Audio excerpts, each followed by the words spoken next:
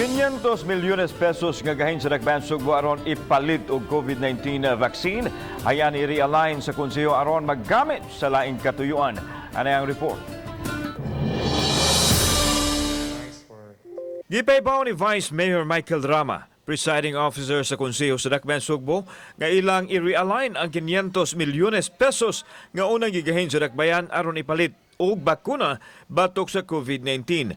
Humani pasalig ang nasudnong kagamahanan nga hatagan og supply sa bakuna, nakahukom ang konseho nga gamiton ang 500 pesos sa laing katuyuan.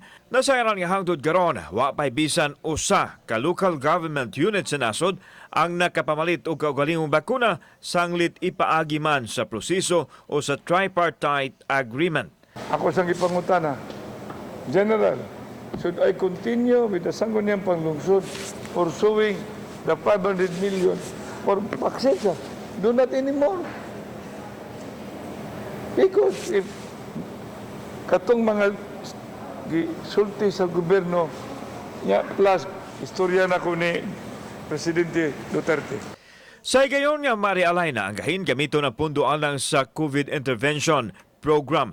Lakip na sa pag-hire og dugang mga personnel og mga pasilidad sama sa vaccination site. Anindot kayo rin magamit.